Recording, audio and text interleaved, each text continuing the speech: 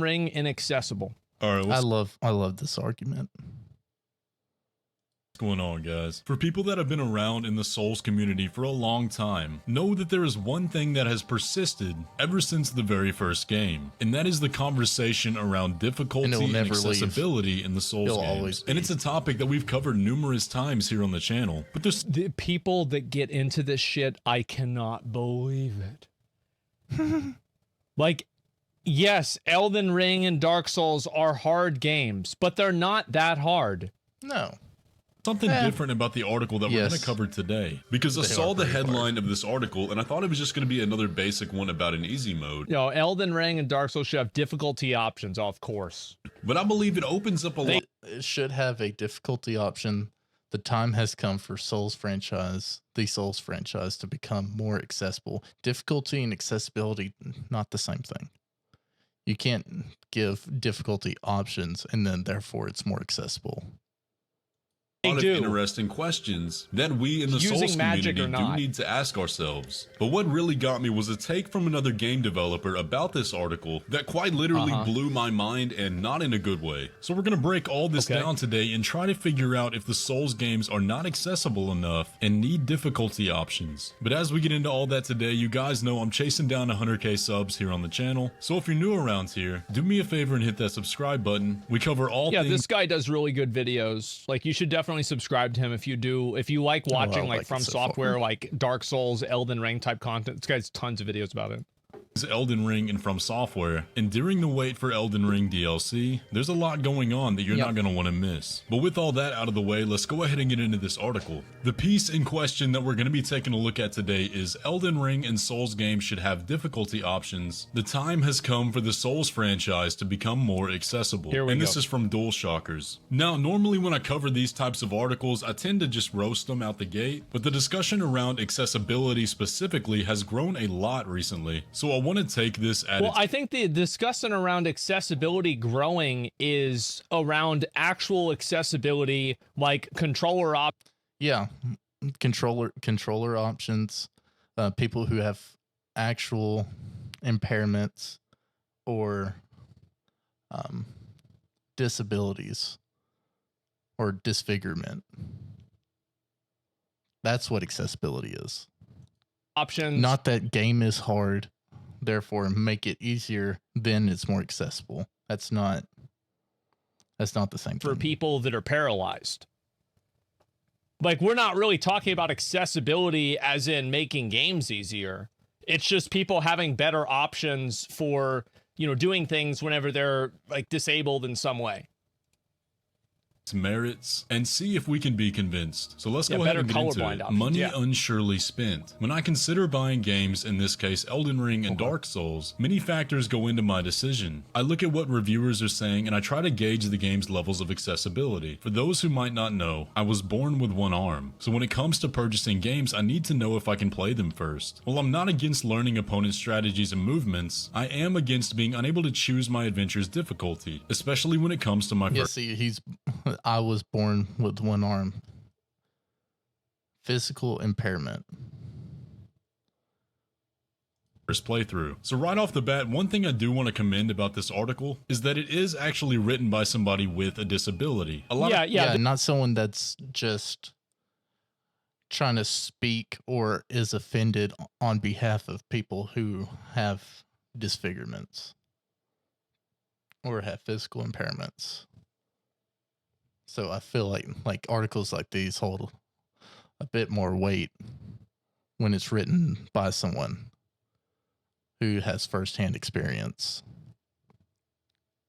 This is not, that's actually good, because a lot of times people talk about accessibility and it's because like they play the game for an hour and they can't kill the tree sentinel because it's their first Souls game ever, and then they go and rage write an article about it. Times when we get these articles about difficulty, they're written by people who aren't disabled on behalf of others who might be, and it makes it overall very disingenuous. It is. But having one arm is very much something that's going to inhibit your ability to play games. My first question though would be, why is difficulty the automatic solution? This sounds like an issue with personal movement and functionality. So somebody needs to tell this guy about Comet Azer. To me, the solution that I see would be a controller. Yeah, functionality. um controllers that would help mitigate the issues that they have to be able to play with one arm, because you can't dodge roll as effectively with one hand if you're using the standard controller that's meant to be played with two hands. That you can use with one hand. Now, granted, I'm not a disabled person, but I think the exact problem is something they should address. Why is the logic not to supplement that lack of movement? I'm not sure I totally see the connection with difficulty here, but that's just my initial thoughts. Let's go ahead and keep reading. Yeah, because you're not going to dodge roll any faster. You're still going to get hit by the boss if the difficulty's lower. It doesn't provide a good solution to the issues as far as accessibility. Well, I think the amount of times that you have to like move around and everything does make it more accessible. Like, yeah, sure. But you're right. The way to solve this problem is not to just make games like as a default easier for everyone. It's more to like give those people different tools to solve the problem. Like what he's different tools to solve a problem. So in Elden Ring, you have multiple ways to achieve the solution to a boss fight, or different ways to play, different play styles. If your issue is movement, play with magic. Magic, you don't have to move hardly as much whenever you use magic in Elden Ring. So, and then magic's OP anyways. So, I mean, there's your difficulty slider anyway, right there, depending on how you play. Because there is not just one way to play. You don't have like, it's not like Sekiro where you only have this sword. And that's all you have. You use this sword, and these are your movements, and that's how the game is played.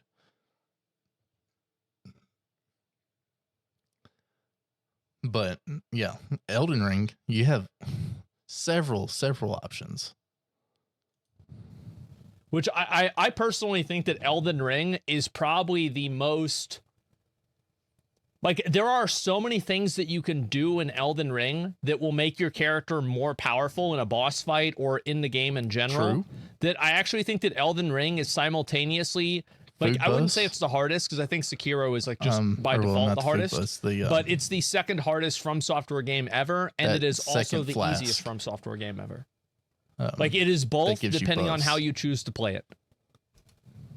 On the type of game, I normally play on medium at first. On medium difficulty, games present a nice amount of challenge for me. I do not feel my progress as being badly hindered, and I do not feel like I threw my $70 away. But when I play a game like Elden Ring or Dark Souls, I can't help but feel defeated. Not just in the sense of losing a fight, but as if the series is not made for me. There's a real sense of feeling left out. And I mean this in the most respectful way possible, but they're absolutely correct. The series wasn't made for them. Not to be insensitive here, but the game was made for people with two arms, which exactly. And then because companies are not going to focus a lot of time on accessibility for people who have disfigurements, because they represent only a small number of the audience. And I mean, that's truly unfortunate, but they're not going to spend all this money on like 1% of people who play their game. It's just the unfortunate reality. Which is likely 99.9% of their base. But let's go ahead and be true. I mean, that is true. Like, you can't, absolutely. Totally honest here. These games are not that hard. Elden Ring offers a numerous amount of ways to make the game easier, aside from a standard difficulty slider. As soon as you get to the first area, you can summon another player to help you on your journey, which dramatically decreases the difficulty of the game. There already are difficulty options in this game. Heck, I just saw an article yesterday of somebody who made a spirit summon that can solo all the bosses. Not to mention you can go and farm runes and get over leveled. What? With no like it's the first of the From Software open world Dark Souls like game. you to where you can get farm runes, get over to a level to where you can beat it based on your skill level. You can pretty much make it as hard as you want it to. So I don't understand like this difficulty issue, like making boss needs to be easy. That's how you slide the difficulty. You farm runes, you level up your character, you spirit summons, you can summon a friend.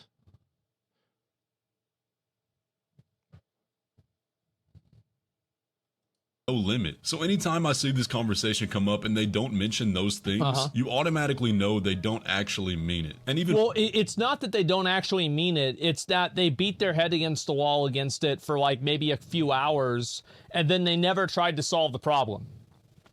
They just want the game to change because they're not looking at solving problems. recently, there's been a spur of people doing challenge runs on Elden Ring, setting up control schemes that utilize other parts of the body like the feet. Oh my gosh, this chick beat Melania with a dance pad. There you go. You don't have your arms. She used her feet. It's like, oh well, you know what? That's actually pretty hard. Like, why does someone have to do that? And it's like that's not realistic for everyone. But she turned around and beat Melania again on the dance pad and on her PlayStation with a controller at the same time.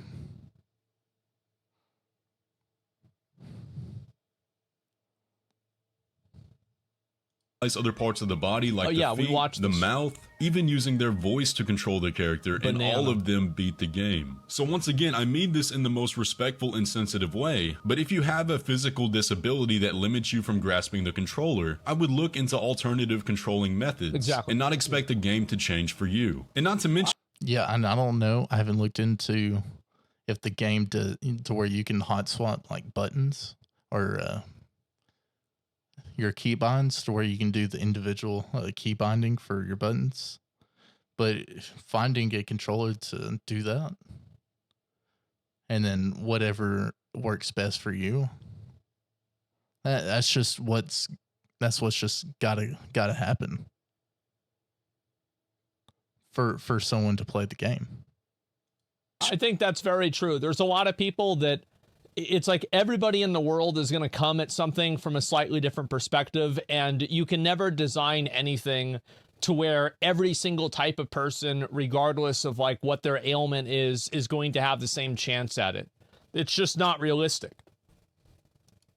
Yeah, and there's not everyone that has a disfigurement has one arm. They might don't have both arms. Or they have like they're missing some fingers, or their fingers don't work. So it's like really on a case by case basis, and you can't solve this issue for everyone.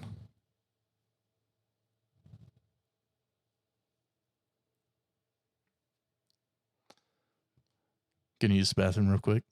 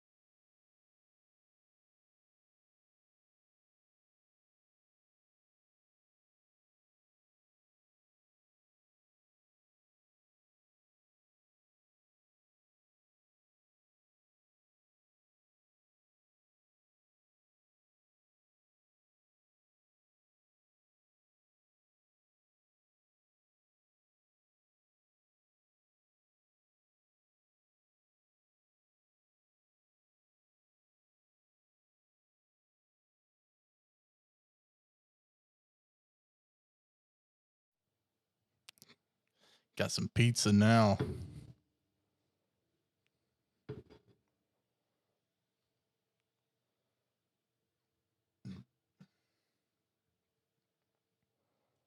And that overcoming that physical limitation with a new control style would allow you to play every game better, not just Elden Ring. But let's keep reading. I am True. playing a game by myself, and how I choose to play does not make another person's achievements on a harder difficulty any lesser. It does not hinder the developer's vision because many I do think that it does to an extent, because like with a lot of games, people take it as like a rite of passage that they were able to like complete a certain game.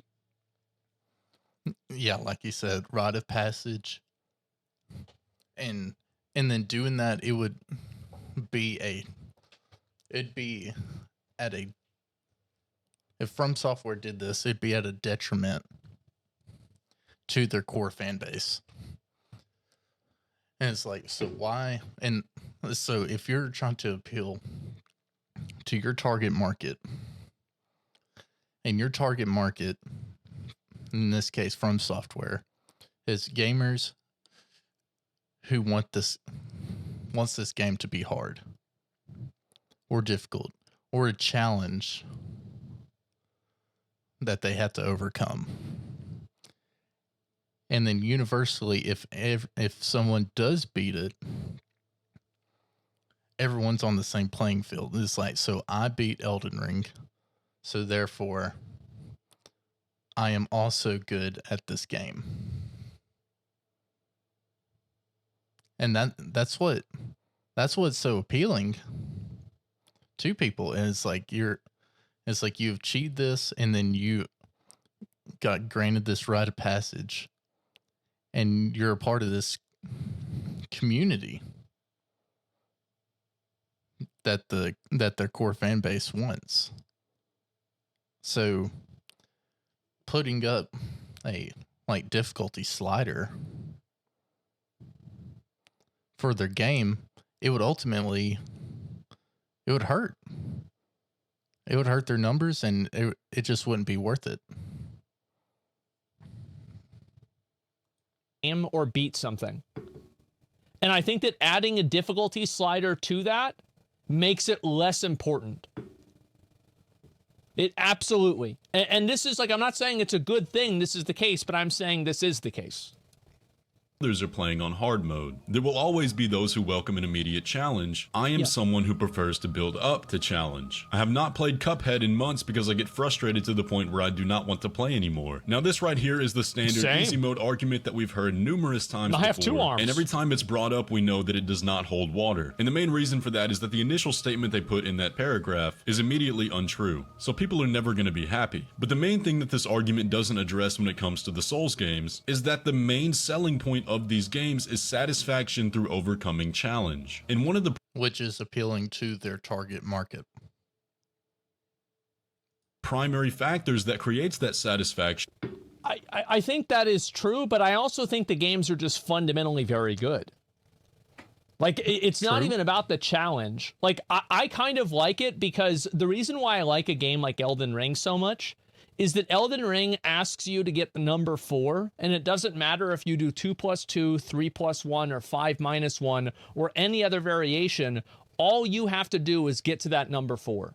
And the amount of dynamic problem solving that you can have to do that makes it interesting. I think that's what makes it super fun, is because whenever you accomplish something in the game, it's either because you've created a strategy or you've realized some sort of strategy, and that makes you better at the game and better at doing it. Absolutely. is value through scarcity, and the only way that works is if the challenge has a standard. And since everybody is different, it's up to you to figure out how you can overcome that challenge. And that's the way it's always been with these games. That's why they're RPGs. That's why the story is so abstract, is because it's not the primary reason you play these games. Overall, I think it's really disingenuous and honestly extremely unfair to reduce a game's entire accessibility to simply a difficulty slider. But in order to understand this idea further, There's one argument I saw that since the difficulty was too hard, that that it was inaccessible for them to appreciate the art of the game.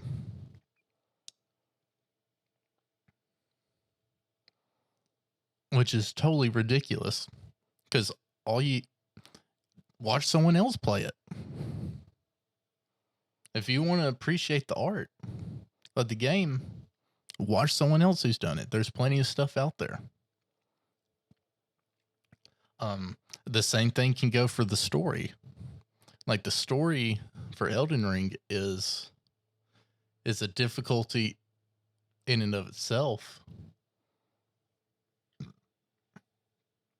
to where you actually have to do some real digging. And it's hard. It's hard to understand what the story is, but you know what? You can do just what I did.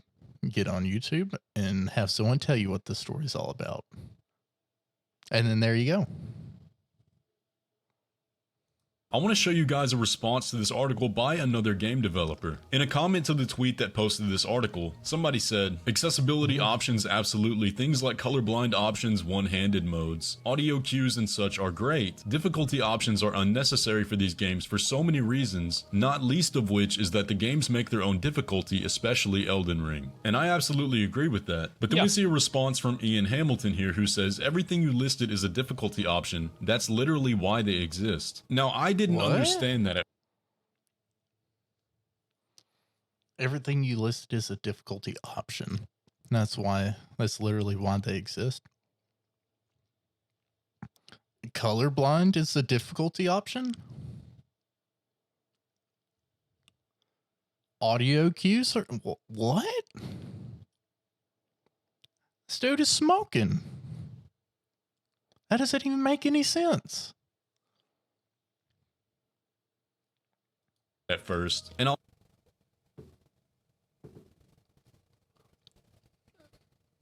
Wait, colorblind mode is a difficulty option? That's what I'm saying. What?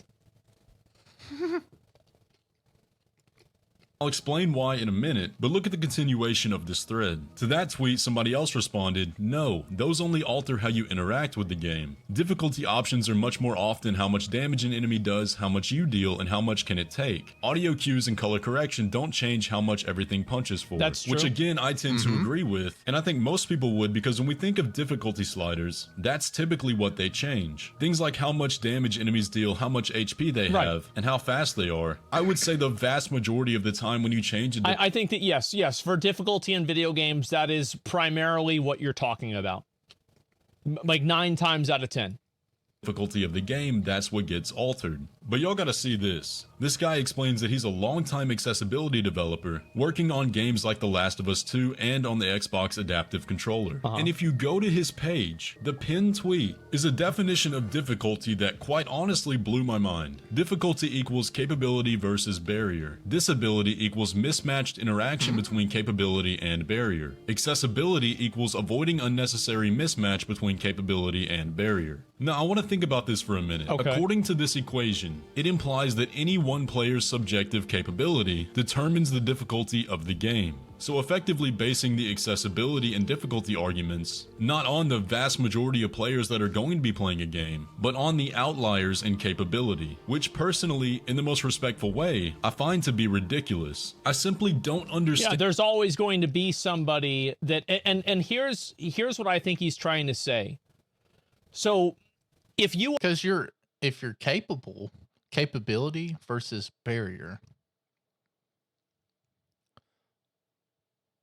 So how capable you are to overcome a barrier is difficulty.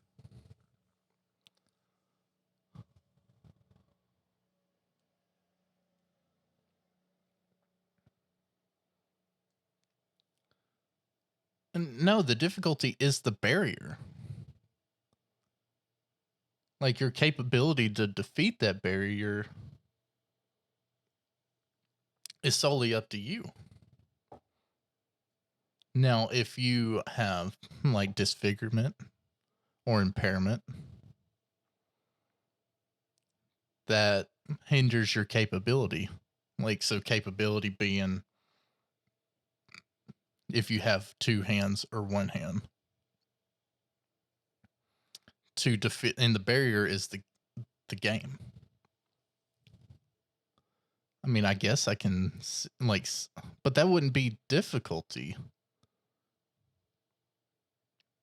Or well, I mean, I guess because I mean, the difficulty one I can see like being because everyone has the same capability to beat the game if you have two hands.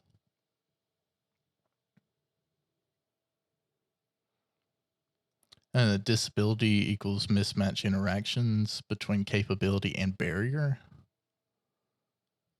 I don't understand what he means by mismatched.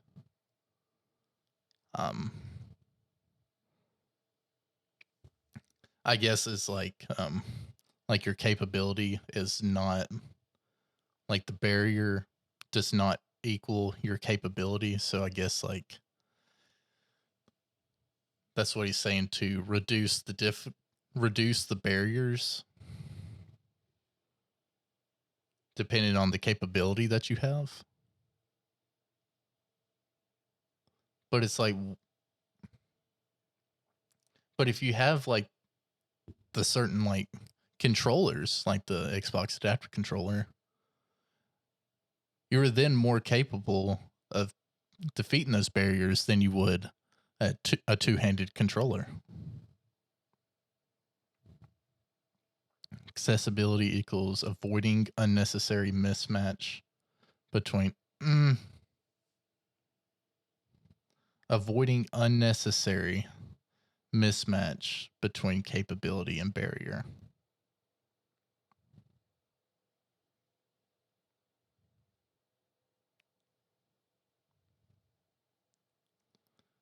So avoiding unnecessary, it's just kind of confusing. That's not very, I'm sure it makes sense to him that he put it right there, but it doesn't make sense. You are mentally capable of being able to beat a boss, but the barrier is that you only have one hand. So the solution to that is you make a controller that you can use with one hand. Mm-hmm. Do you see what I'm saying?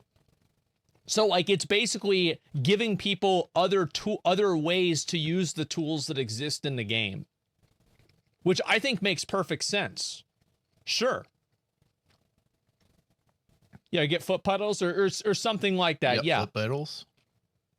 Disrespectful Dance way pad. I find to be ridiculous. I simply don't understand how that can be the paradigm for accessibility in the gaming industry when we're talking about video games. I mean, unless I'm missing something major here, by that standard it sounds impossible to make a game accessible. Now I think what he means is that a person has the capability of being able to beat a boss, but because of their disability, like they are mentally and like they have the mental acuity, they have the knowledge of the fight, they have everything that they need to beat the boss. They're just missing some form of like physical augmentation to allow them to input the commands. And that's what the barrier is the physical input. So I think if you look at it from that angle, then Okay, yes, that makes that's very sense. true. Skill issue?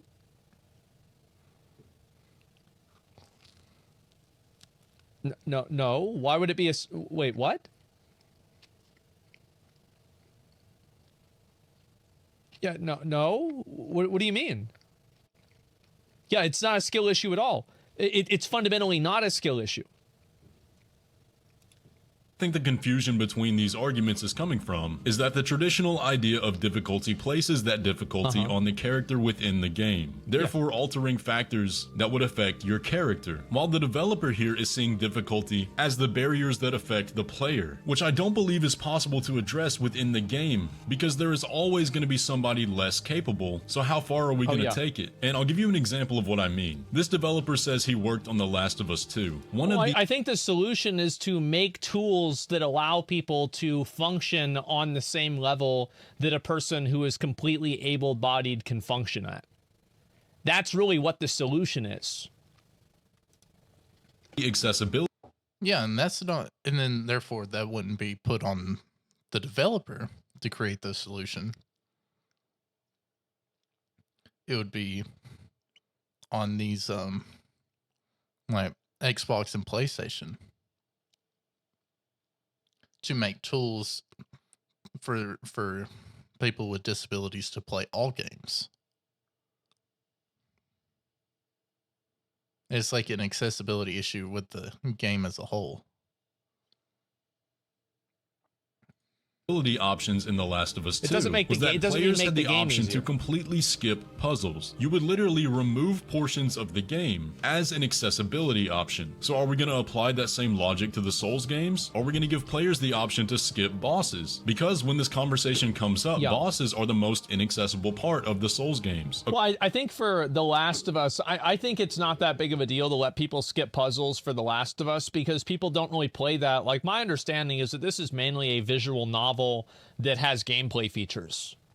People love True. the story of the game. The story is the main An character, interactive not the movie, gameplay. pretty much. Whereas in Elden Ring, the gameplay is the main character and the story is just kind of an overlay that some people understand.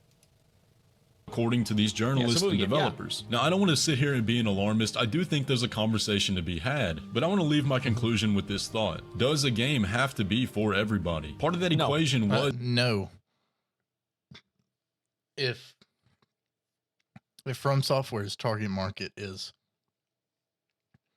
gamers who want to have difficulty in their game and to play a difficult game to overcome challenges, and you yourself don't like that, if you don't like the challenge and you're complaining about accessibility, then you're not the target market. You're not who they're targeting. You're probably someone who got bought into the hype of the game when it first came out, and then you're mad because you wasted 60, 70 bucks on the game without researching, because if you just like typed it in Google and then you watch someone's review, you know it's hard.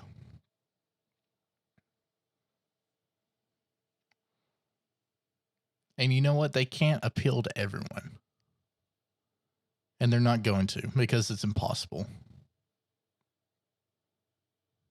If they tried to appeal to everyone, then it would be at the expense of the core fan base. Is capability versus barrier. So at what point do we stop tearing down the barriers and instead focus on building up the capability? I'll leave that up to you guys in the comments. But anyways though, that's gonna pretty much do it for the video today. I just wanted to have this discussion because the Souls games are always kind of the ones that get kicked by these journalists and developers. Oh yeah, and like the reality is, like, I bet you could play the Souls games a lot easier with one hand than something like Dance Dance Revolution. Or some other game that's like one of these rhythm games, some kind of crazy shit like that. That's going to be way, way harder to play if you're talking about doing it with like one hand or like with no tools. Yeah, Guitar Hero. As being inaccessible, when time and time again they're the highest rated games that people absolutely love. But if you were to read some of these articles... I think that if somebody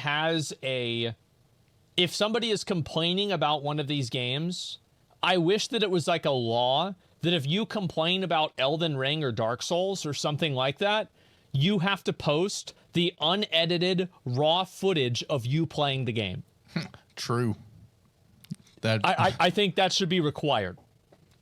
Comments by these developers, you'd think they're nothing more than exclusive and oppressive. And I just don't think that's like fair. you said at the beginning, they get into the first hour and they can't beat the tree sentinel.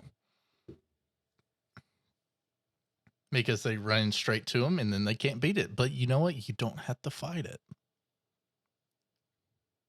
You can run past it. Talk about accessibility. You can skip it. And I think From Software's design is for people to skip it, to let them know that you don't have to do that in order to progress. That you can explore and come back when you're have more levels, more health, more strength, to beat it. That's literally the design. Talk about inaccessible. But anyways, if you enjoyed this video, be sure to leave a like on it and subscribe if you're new around here. The 1-year anniversary of Elden Ring is just around the corner, and I think there might be something big that happens on that day. So I will see you in the next one. Oh yeah, that is coming soon, isn't it? Holy shit, I can't even imagine that. SHOOGA Killer beat the game with one hand. Yeah, but like that guy's like one of the best like Dark Souls. I remember he was one of the best Dark Souls 3 players, right? So it's not really a big surprise. But yeah, I mean, it's already been a year. Yeah, I know. It's crazy, right? Like, what the fuck? And they're still talking about it. So yeah, I mean, I think that for a lot of these games, like, you can't make a game that has like super challenging like mechanics if you have to design it that, you know, somebody can only use like 2 or 3 inputs at the same time. Like, I don't think you should expect that every single game has to be played by a person with one hand. That's such a massive limitation. And then also, like, what about somebody who's blind? What about somebody who's deaf? What about somebody who is X, Y, and Z at the same time?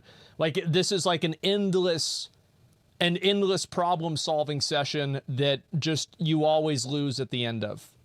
So yeah, I mean, I don't think that's the solution. I think that the solution is to build better technology to allow those people to function as if they were able-bodied.